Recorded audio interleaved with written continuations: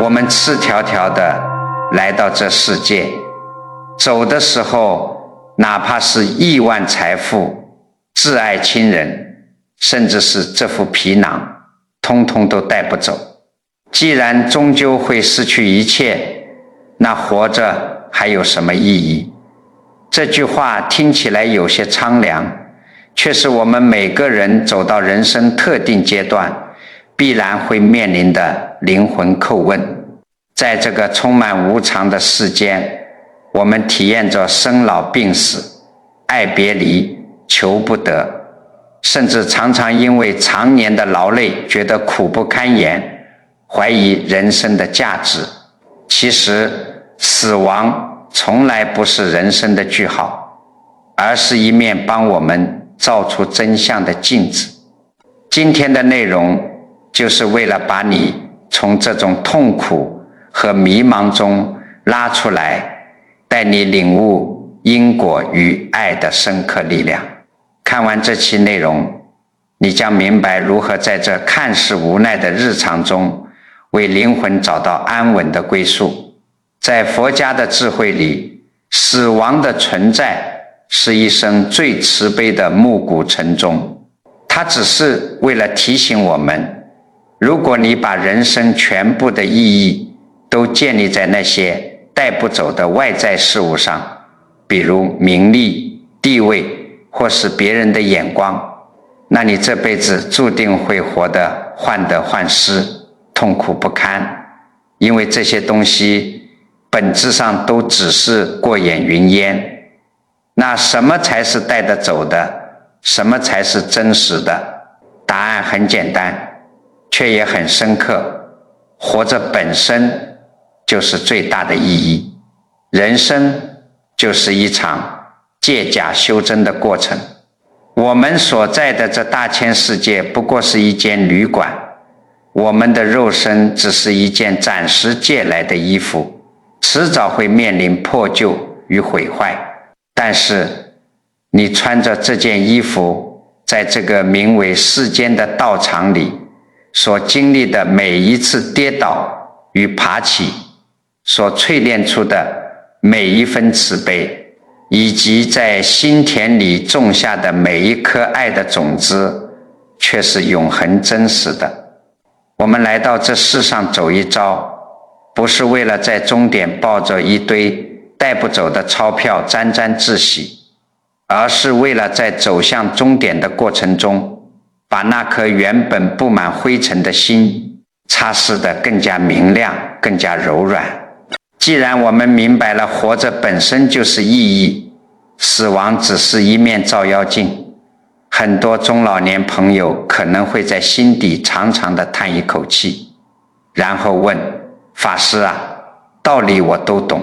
既然活着就是意义，那为什么我每天活得这么累，这么苦？每天一睁开眼，为了柴米油盐、房贷车贷奔波，为了儿女的未来操心，这到底算什么意义呢？别急，让我们暂时把视角从拥挤喧嚣的城市街头拉到广袤无垠的非洲大草原上，看一看大自然是如何回答这个问题的。在那片烈日炙烤的草原上，每天清晨太阳刚从地平线上露出一丝光亮，就立刻上演着生死时速的追逐。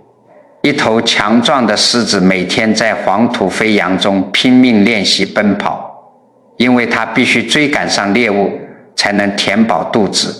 让嗷嗷待哺的幼崽活下去。而在草原的另一端，一头瘦弱的羚羊也每天在狂风中拼命练习奔跑，因为它必须躲避追捕，保护仅有的一条生命。有一天，命运让他们相遇了，生死角逐瞬间展开，尘土飞扬遮蔽了天空，心跳如雷霆般剧烈。最后结果怎么样呢？弱小的羚羊竟然奇迹般逃脱了，而看似不可一世的狮子只能悻悻而归，饿着肚子趴在树荫下。为什么狮子跑不过羚羊？道理其实很简单，狮子奔跑只是为了一顿午餐，而羚羊奔跑却是为了一条命。当生命的存续受到威胁，爆发出的潜力是无穷的。请问羚羊的奔跑有什么名垂千古的意义吗？没有，他脑海中唯一的念头就是我要活下去。只有活着，感受拂过草原的微风，尝着带着露水的青草，一切才有意义。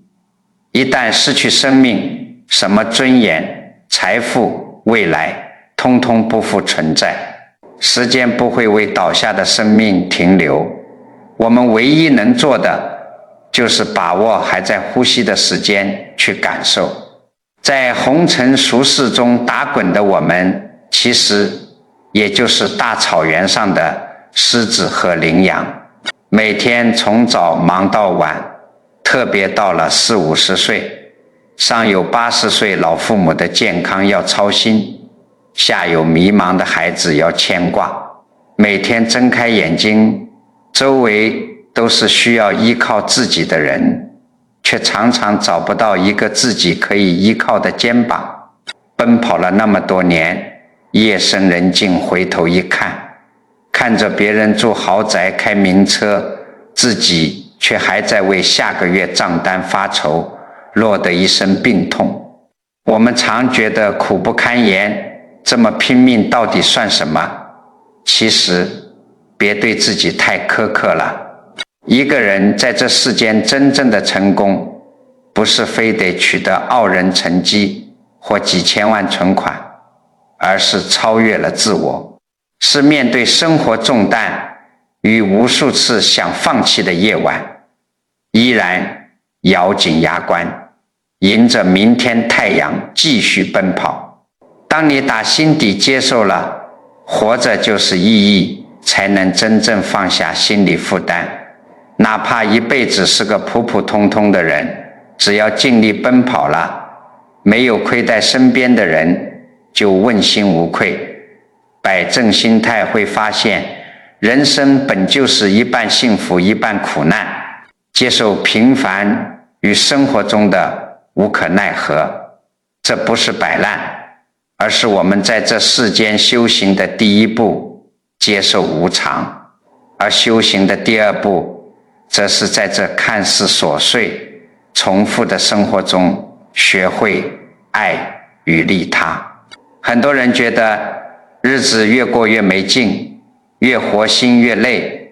那是因为我们总是把爱当成了一种交换。我们对伴侣好，心里总盼着伴侣也能体贴我们；我们对儿女付出，总期望着他们将来能功成名就，孝顺养老。我们努力工作，是为了换取更多的钱财与面子。当所有的行为，所有的付出都带上了条件，都变成了筹码，一旦结果不如预期，这颗心怎么能不痛苦、不焦虑呢？其实只要你开始试着去单纯的爱别人，帮助别人，把心放在利他上，你内心的焦虑和痛苦就会奇迹般的烟消云散。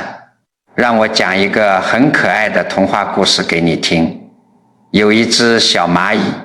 某天慢悠悠地爬过一片青翠的草地，迎面遇到了一只大青蛙。那天大青蛙心情不太好，瞪着眼睛看着前方，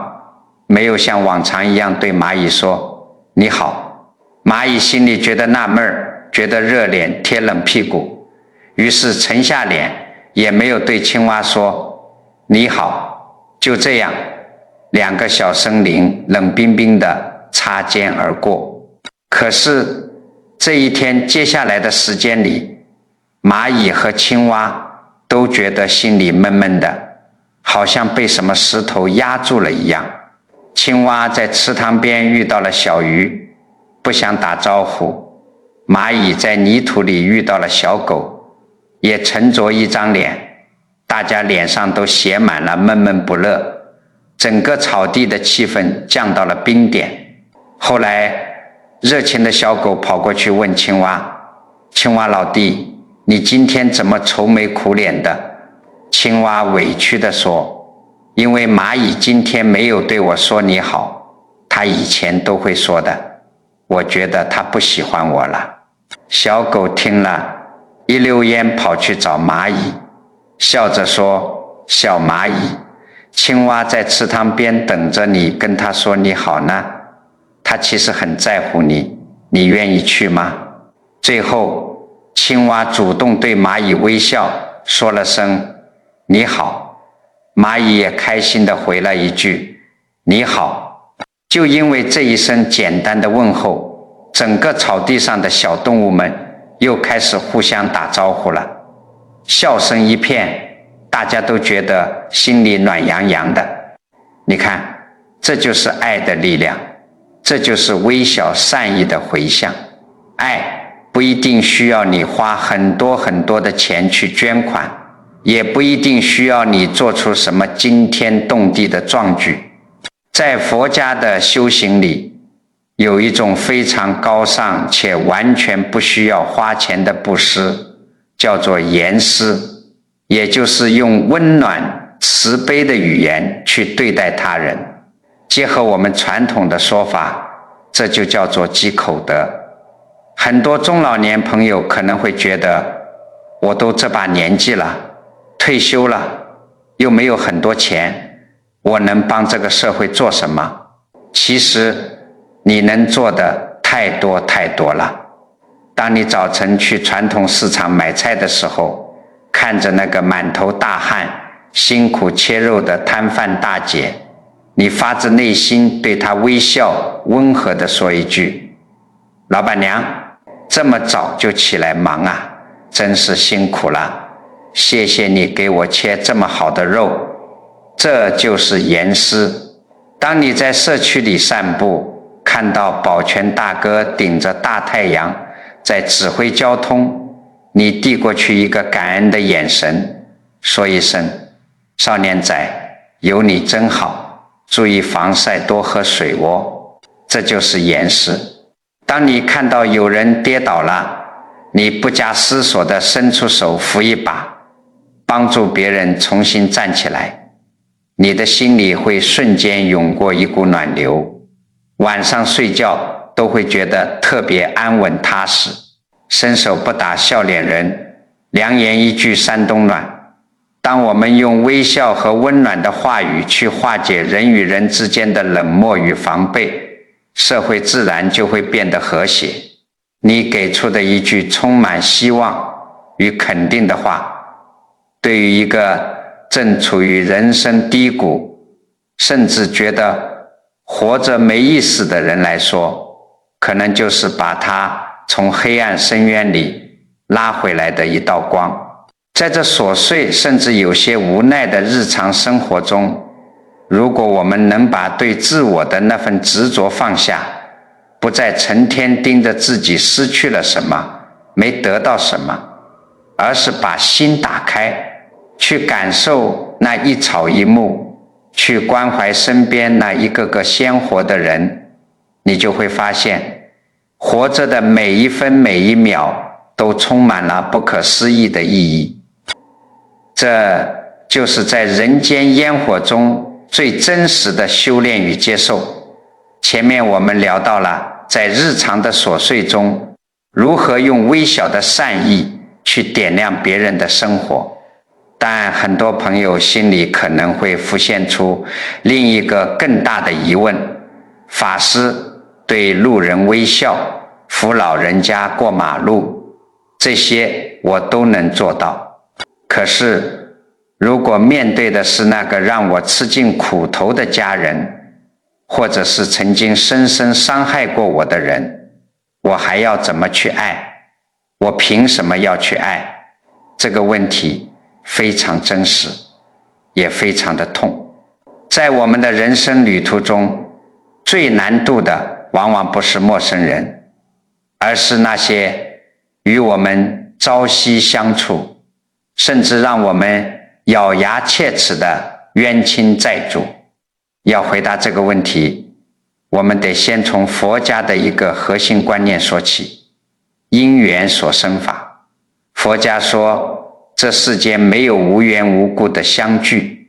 我们这辈子能成为夫妻、父子、兄弟姐妹，或者哪怕只是在生命中产生过深刻纠葛的仇人，都是因为前世有着未了的恩情，或是未解的怨恨。换句话说，这辈子的相遇是为了了缘。让我们来看看你身边可能发生过或者正在发生的真实故事。在某个老旧的社区里，有一位叫做花花的女人。花花今年才40多岁，正是一个女人还算年轻有活力的年纪，但如果你看着她的背影，你会以为她已经是个60多岁的老太太了。她的头发早已花白，眼角爬满了深深的皱纹，双手因为常年泡在水里做事而变得粗糙干裂。让她未老先衰的是她那个患了重病全身瘫痪的丈夫。她丈夫的病，医生早就宣判了无期徒刑，一辈子都不会好，只能永远躺在那张3尺宽的病床上度过余生。年复一年，日复一日，花花的生活就像是被按下了重复播放键。每天天还没亮，她就要起床熬粥，丈夫吞咽困难，她得一口一口小心翼翼地喂。丈夫无法动弹，她每天要花极大的力气，定时帮她翻身、拍背、清理大小便。这其中的辛酸、疲惫与煎熬，若是没有亲身经历过，旁人是根本无法想象的。社区里很多看不下去的邻居、亲戚都曾经私下劝过花花：花花，你还年轻，何必把自己的一辈子都赔进去呢？把她送去长照中心，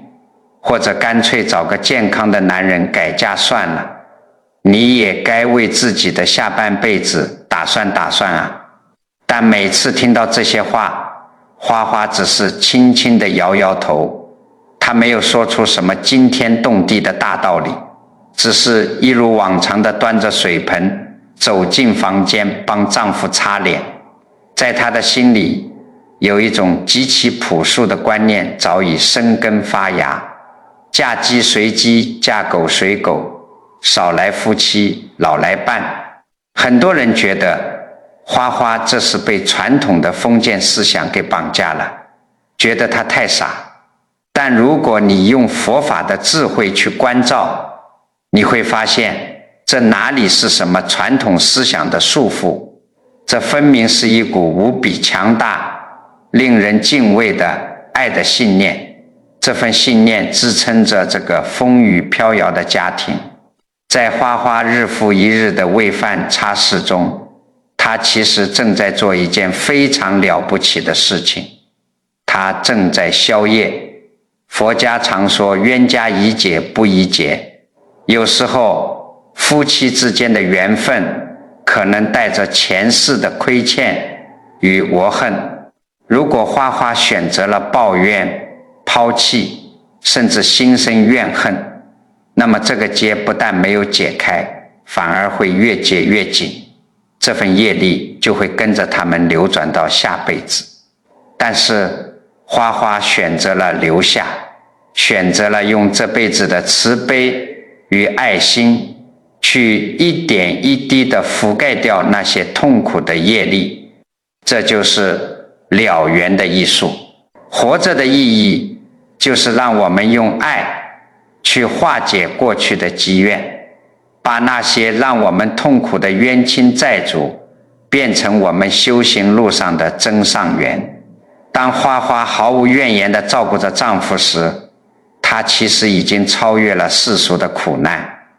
她的灵魂在一次次的翻身与喂食中得到了最彻底的净化与升华。理解了这一点，我们再来看看那些曾经伤害过我们、背叛过我们，甚至骗过我们钱财的人。我知道要原谅他们真的太难了。我们往往会在深夜里气得睡不着觉，在心里把对方千刀万剐，发誓这辈子都不会原谅他。但是亲爱的朋友，你知道吗？在心里怀着恨意活着，就像是你自己喝下了毒药，却天天盼着那个伤害你的人毒发身亡一样。最后被毒死的只有你自己原本平静快乐的心。如果你能明白因果法则中的能量守恒，你就会懂得释怀。物理学上说能量不会凭空消失，佛法中也说因果不虚。你给予这个世界的善意，你选择放下的那份宽容，最后都会以福报的形式回到你的命运之中。如果你这辈子能够在心里真正原谅一个深深伤害过你的人，不去报复，不去诅咒，而是轻轻地放下，在心里说一句我们之间的债到此为止了，那么这份跨越了仇恨的大爱，就是你此生所能积攒的最大的功德，也是最有效的一次改命。这也就是为什么我们常常看到一些心怀慈悲、善良厚道的人，他们这辈子虽然没有大富大贵，没有住豪宅开名车，但他们往往能在遇到车祸时奇迹般的只受轻伤，在遇到疾病时总能遇到好医生，在面临危机时总能遇难成祥。因为他们平时给出的爱，他们选择原谅时所释放出的慈悲并没有消失。这些爱的能量在宇宙中绕了一圈，最终化作了一件无形的盔甲，披在了他们身上。这就是人活着最深层的意义之一。我们在这世间受苦，经历磨难，不是为了来积累怨恨的，而是为了来学习如何用一朵名为爱的莲花去化解那一片名为业力的淤泥。当你懂得了这个道理，你看这世间的所有相遇，不管是顺境还是逆境，就都是最美好的安排了。前面我们说了，爱可以化解人与人之间的宿怨，可以消业，但说到底，我们这辈子修炼爱、积累善意，最终都要面对同一个无法逃避的终点，那就是死亡。人为什么会怕死？你去问问身边的长辈，或者扪心自问，当我们想到死亡即将来临时，心里那种巨大的恐惧到底从何而来？其实我们怕的不是闭上眼睛的那一瞬间，我们真正怕的是失去，更是虚无。我们害怕失去辛苦了一辈子攒下的房子、车子和积蓄，我们害怕失去一直陪伴在身边的老伴和儿女，我们更害怕当这副肉身停止了呼吸，被推进火化炉，化为一缕青烟之后，这个世界就再也没有我存在的痕迹了。那种庞佛跌入无底黑洞，什么都抓不住的虚无感，才是死亡最让人胆寒的面貌。那么在这个世界上，究竟有没有什么东西是连死亡的黑洞都吞噬不了的呢？有的，那就是爱。爱是宇宙中唯一能够跨越生死频率的能量，也是我们灵魂用来抵抗虚无的唯一盔甲。在我们的社区里，有这样一个特殊的家庭，他们家有个孩子，今年已经20多岁了，本该是个能在外头闯荡、谈恋爱、成家立业的年纪，但他到现在还不会说话，眼睛永远都是斜着看人，头也总是无力地歪在一边。从医学的角度来说，这是一个重度残疾的孩子；从世俗的眼光来看，这是一个充满苦难与绝望的生命。很多人看到他都会忍不住摇头叹息，觉得这孩子活着真是受罪，这辈子算是毁了。可是如果你真的走近他，仔细去看看他的眼睛，你会惊讶地发现他的眼神里并没有绝望，也没有痛苦。为什么？因为在他的身边永远都有母亲的陪伴，不管是推着轮椅去公园晒太阳，还是在家里一口一口的喂饭，母亲看着他的眼神没有嫌弃，只有满满的疼惜。就算这孩子长到了50、60岁，头发白了，在母亲的眼里，他依旧是那个需要被抱在怀里疼爱的宝贝。只要母亲在，这孩子的心里就永远是踏实的、快乐的。佛家常说借假修真，什么是假？这个残缺不全、迟早会朽坏的肉身是假的。什么是真？那位母亲在这个残缺的色身旁边，日复一日产生的那份无私、真切的爱是真的。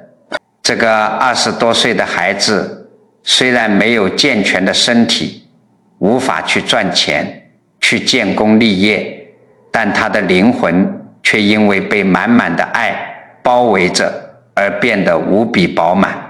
当一个人的灵魂是饱满的，死亡对他来说就只不过是换了一件衣服，是一次慈悲的远行，而不是恐惧的终点。反观我们很多四肢健全、身体健康的中老年朋友，明明有着完好的躯壳，为什么每天却活得那么累、那么痛苦、那么害怕老去呢？因为我们的心中唯独没有自己。我们回头看看自己走过的大半辈子，我们有多少日子是真正为了自己而活的？年轻的时候，为了父母的面子，去考一个不喜欢的科系，找一份看似体面的工作，结了婚，为了伴侣，为了撑起一个家，每天在职场上忍气吞声。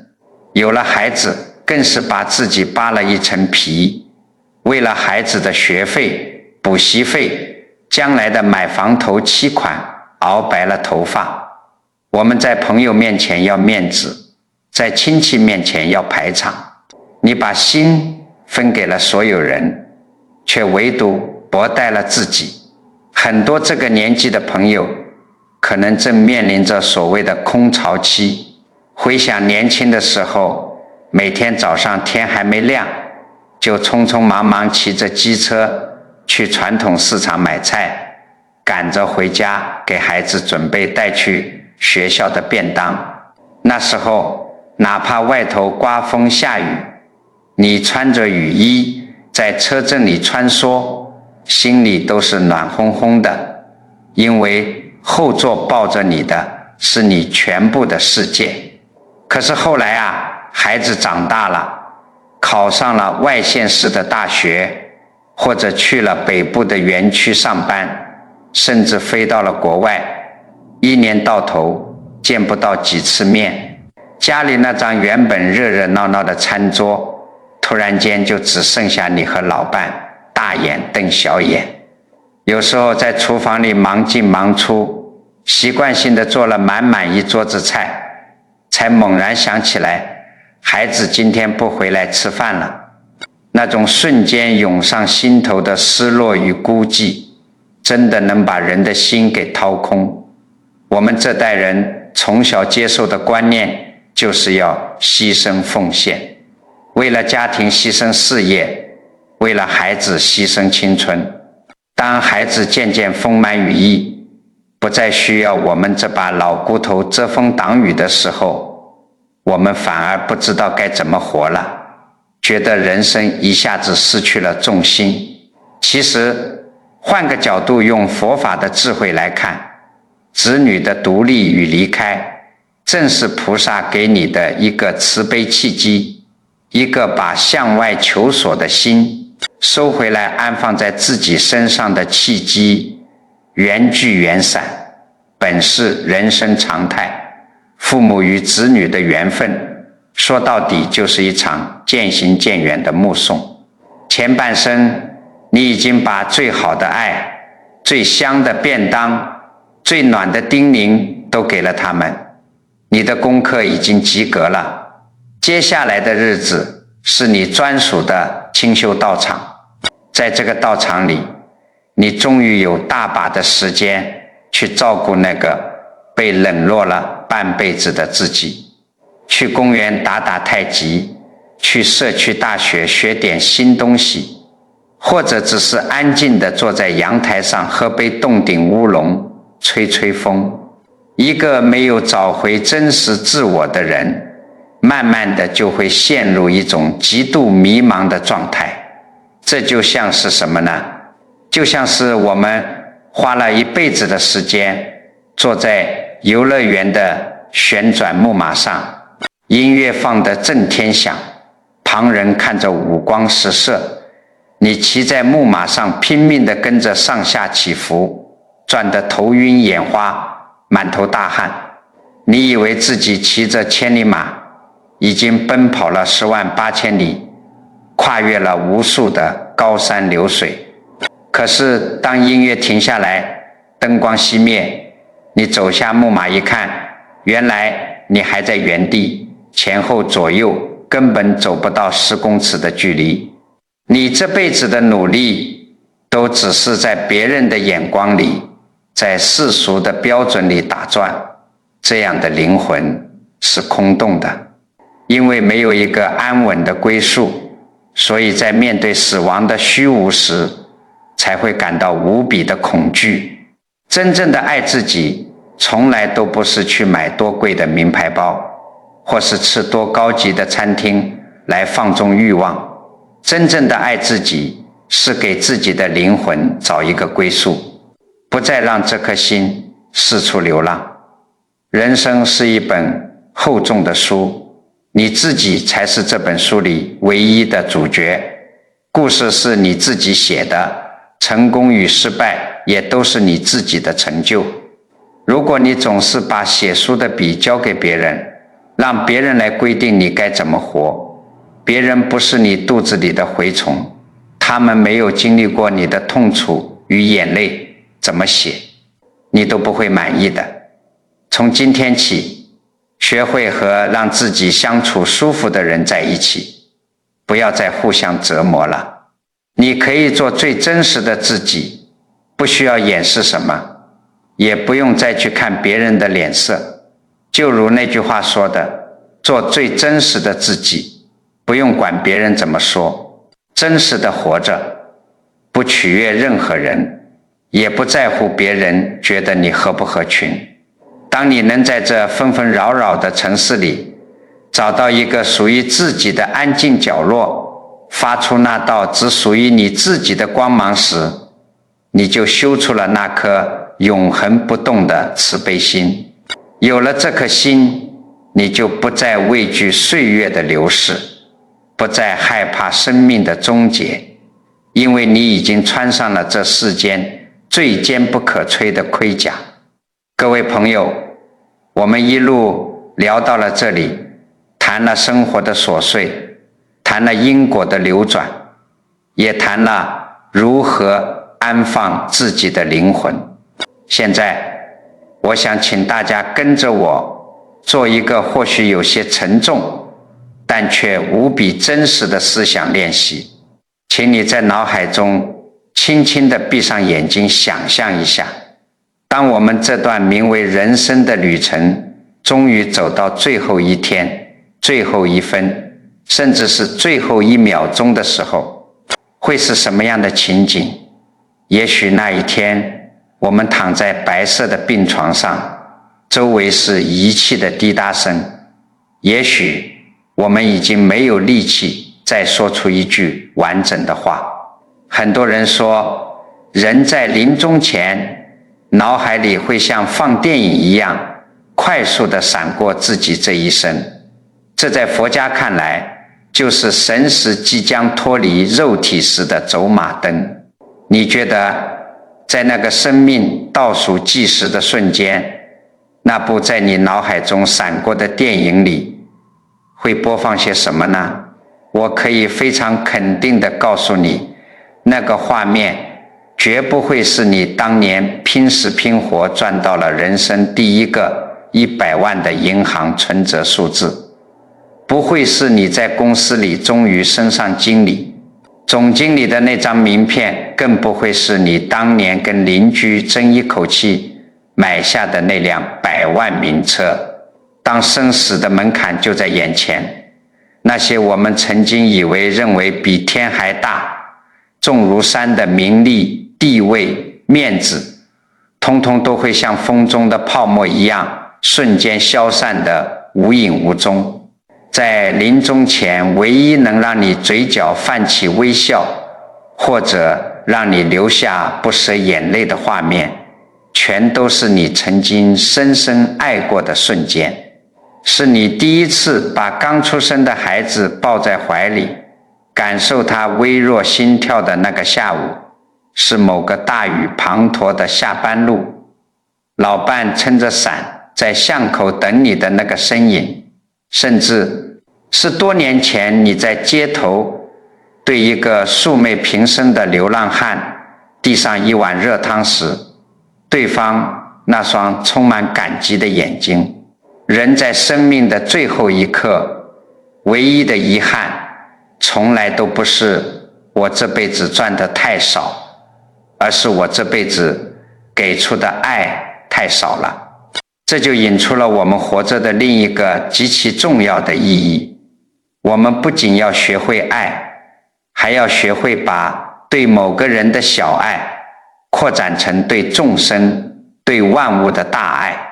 让我跟你分享一个非常动人的故事。有一天，一位白人妈妈带着自己的孩子去公园里玩。那天阳光很好，公园里有很多小朋友跑来跑去，玩着玩着，跑过来一个黑人小孩，想加入他们的游戏。可是公园里其他的孩子看到黑人小孩，都觉得他长得跟自己不一样，觉得很陌生，甚至有些排斥，都不愿意跟他玩。这时候，白人妈妈的孩子歪着头，满脸疑惑地看着妈妈，问道：妈妈，为什么这个世界上会有长得跟我们不一样、黑黑的人呢？那位妈妈摸了摸孩子的头，笑着给出了一个无比温柔却又充满了宇宙智慧的答案。她说：宝贝，世界上之所以会有各种各样跟我们不一样的人，是为了让我们学会相爱。是啊，我们不一样是为了爱。这句话跟佛家讲的最高境界无缘大慈、同体大悲简直是不谋合。什么叫做无缘大慈？我们爱自己的孩子，爱自己的父母，爱自己的伴侣，那是因为他们跟我们有血缘关系，有感情基础，这叫做有缘。这种爱是人的本能，动物也有。但是当我们面对一个完全没有血缘关系，甚至素不相识的陌生人，我们依然能对他生出关怀与善意，这就叫做无缘。什么又叫做同体大悲？就是当你看到别人受苦、跌倒，你的心里也会跟着揪了一下，彷佛那份痛是落在自己的身上。因为你在灵魂深处明白，我们看似是独立的个体，但其实就像是大海里的一滴滴水，最终都是连在一起的。很多人觉得要把爱给陌生人，这境界太高了，我们凡夫俗子做不到。其实大爱并不是要你去倾家荡产做慈善，它就藏在我们日常生活的每一个起心动念里。当你看到一棵快要枯萎的小树，你愿意替它浇一瓢水，这是大爱。当你爱一个人的优点，也能包容他的缺点，这是大爱。当你面对生活的挑战与困难，不再抱怨，而是感恩这些挫折让你成长，这也是大爱。我们活着来这世上走一遭，就像是来参加一场灵魂的考试，爱就是这场考试唯一的通行证。当我们有一天必须脱下这件名为肉身的衣服，走向未知的下一段旅程时，能抵御死亡恐惧，照亮前路的，唯有我们在这短暂的一生中播撒在人间的善意与爱心。各位朋友，这段漫长而深刻的旅程，我们即将一起走到尾声。从非洲大草原上那头为了生存而拼命奔跑的羚羊，到老旧社区里无怨无悔照顾瘫痪丈夫的花花，从草地上那两只因为一句你好而化解心结的青蛙与蚂蚁，到那位在残疾孩子身边散发着无尽慈悲光芒的母亲。我们绕了一大圈，看遍了红尘俗世中的生老病死与悲欢离合。现在让我们把思绪重新拉回到影片最开头的那个问题，既然我们每个人迟早都会面临死亡，既然到头来一切皆是空空两手去，那我们活着到底有什么意义？走到这里，我相信你的心里已经有了一个无比清晰且充满力量的答案。活着不是为了在那张名为人生的试卷上考出世俗眼中的满分，也不是为了在别人的嘴里留下多么伟大光鲜的评价。活着就是一场极其私密专属于你自己灵魂的修行。我们每一天睁开眼睛经历的每一件琐事，说出的每一句话，其实都是在给未来的自己写信。请你想象一下，当你白发苍苍走到生命的最后一天，夕阳的余晖洒在你的病床或是摇椅上，那个时候你会亲手拆开这封写了一辈子的信。如果你这辈子总是为了鸡毛蒜皮的小事与人争吵，总是在计算着自己失去了多少，吃亏了多少，总是在别人的眼光中委屈着自己，那么这封信里写满的就会是沉甸甸的懊悔、焦虑与不甘。当你带着这样的心境去面对死亡的未知时，恐惧必然会如影随形。但是如果你在活着的每一天都试着去理解无常，试着去原谅那个曾经伤害过你的人，试着对菜市场的摊贩大姐多一句温暖的问候，如果你把对家人的那份深深的爱扩展成了对这世间万事万物的慈悲与包容，那么当你拆开这封信时，你会发现这封信的主题只有2个字，那就是圆满。带着这份圆满，你将不再畏惧任何形式的消亡。一代高僧弘一法师在他生命的最后时刻提笔写下了4个字：悲心交集。这4个字道尽了人生的无奈，也道尽了生命最极致的豁达。什么是悲？悲的是我们都是肉体凡胎，我们这件名为肉身的衣服迟早会老去，会生病，会败坏。悲的是这世间有太多我们舍不得放手的亲人爱人，面对注定的生离死别，我们终究会流下不舍的眼泪。这份悲是人之常情，是我们对这个世界最深情的眷恋。那什么又是心呢？心的是我们这一生没有白活，我们在这泥泞不堪的红尘中依然保持了内心的纯善，我们在经历了无数次的背叛与跌倒后，依然选择了用爱去拥抱这个世界。新的是我们终于完成了这场名为借假修真的考试，我们的灵魂已经被淬炼得足够澄澈，足够轻盈，即将脱下这沉重的肉身，走向一个更广阔更自由的维度。所以亲爱的朋友，请永远记住这句话，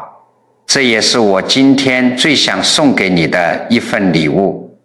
既然终点注定是灰飞烟灭，那这趟生命旅程唯一的意义，就是在你的心田里种下一朵叫做爱的花。死亡或许可以无情地带走你的身体，但它永远带不走你给出的温暖，也带不走这宇宙间因你而生的慈悲。爱是我们来过这个世界唯一真实的证明，爱也是我们在轮回流转中唯一畅通无阻的通行证。此时此刻，无论你是正坐在洒满晨光的客厅里，还是正躺在夜深人静的卧室床上观看这支影片，无论你现在是40岁、50岁，还是已经迈入了古稀之年，不管你的身体现在是否有些病痛，不管你的银行户头里有多少存款，我都想邀请你跟我一起做一件非常有意义也非常温暖的事情。在佛家看来，万法皆空，因果不空，我们无意间释放的一个善念，都能在虚空中产生不可思议的回响。我们的这个频道不只是一个看影片的地方，它更像是一个大家共同修行、共同取暖的道场。现在我想请你在影片下方的留言区留下一个你深爱着或者深深牵挂着的人的名字，又或者你可以写下一句给自己家人的简单祈福。比如你可以写愿我远在他乡的孩子平安健康，你可以写愿我那在天堂的老伴一切安好，你甚至可以只写下2个字，你好，感恩，或者是分享一件你今天做过的微小善事，一句你曾经听过的温暖话语。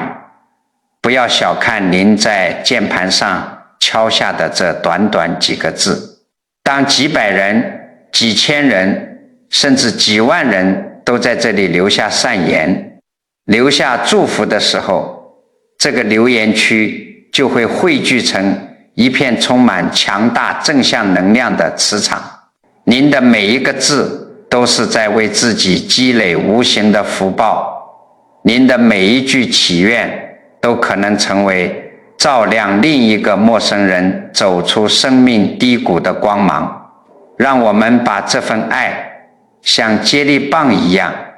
在这个小小的空间里流转下去。您的留言就是一颗爱的种子，当我们把无数颗种子种在这里，这里就会开出一片永不凋零的净土。我是您的老朋友，如果您觉得今天的分享让您的心里多了一丝平静，多了一份力量。请不要忘了把这支影片分享给您身边那些可能正在迷茫、正在焦虑的亲友们，同时也诚挚地邀请您点击订阅和关注我们的频道。您的每一次驻足与支持都是对我们最大的鼓励，也能让这份慈悲与智慧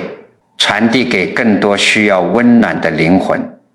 让我们一起在这短暂而珍贵的一生里好好活着，好好去爱。我们下一期影片再见，祝福大家平安喜乐。